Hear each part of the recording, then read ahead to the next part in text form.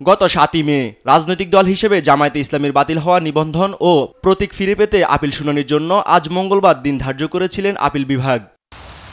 সেই প্রেক্ষিতে মঙ্গলবার সকাল ১০টা থেকে প্রধান বিচারপতি ডক্টর সৈয়দ রেফাত আহমেদের নেতৃত্বে ৪ বিচারপতির আপিল বেঞ্চে শুনানি শুরু হয়। পরে আদালত শুনানির জন্য বুধবার পর্যন্ত মুলতবি করেন। শুনানির এক পর্যায়ে ইতিহাসে এটাই প্রথম যেখানে রাজনৈতিক দলের নিবন্ধন বাতিল করা হয়েছে। হাইকোর্টের রায়ে এমন মন্তব্য করেন প্রধান বিচারপতি। জবাবে জামায়াতের পক্ষের আইনজীবী জানান, আদালত কর্তৃক নিবন্ধন বাতিল এই উপমহাদেশে একটিও নেই।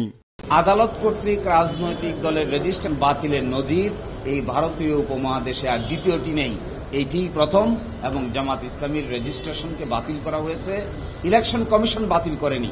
ইলেকশন কমিশন রেজিস্ট্রেশন দিয়েছে, কিন্তু হাইকোর্ট ডিভিশন মেজরিটির ভিত্তিতে এটি বাতিল করেছে।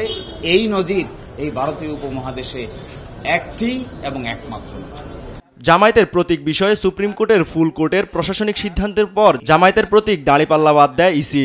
নতুন করে কোনো প্রতীকের জন্য চাইলে আবেদন করতে পারবে জামায়াত। জামাত প্রতিষ্ঠার পর থেকেই দাঁড়িপাল্লা প্রতীক জামাত মার্কা হিসেবে বিবেচিত এবং সবসময় সংসদে আসন সংখ্যা নিশ্চিত করে সরকারেও অংশগ্রহণ করেছে এই দাঁড়িপাল্লা প্রতীক নিয়ে। আজকে সেটির উপরে আংশিক শুনানি হয়েছে। এই প্রতীক সংক্রান্ত বিষয়ে আগামীকালকে সকাল ৯টায় ১ নম্বর আইটেম হিসেবে শুনানি হবে। গত বছরের ২২শে অক্টোবর রাজনৈতিক দল হিসেবে জামায়াতে ইসলামীর বাতিল হওয়া নিবন্ধন ফিরে পেতে খারিজ হওয়া আপিল পুনরুজ্জীবিত করে আপিল বিভাগ। পরে চলতি বছরের ১২ই মার্চ রাজনৈতিক দল হিসেবে জামায়াতে ইসলামীর বাতিল হওয়া নিবন্ধন ফিরে পেতে আপিল শুনানি শুরু হয়। ইউসুফ ভুঁইয়া, দেশ টিভি, ঢাকা।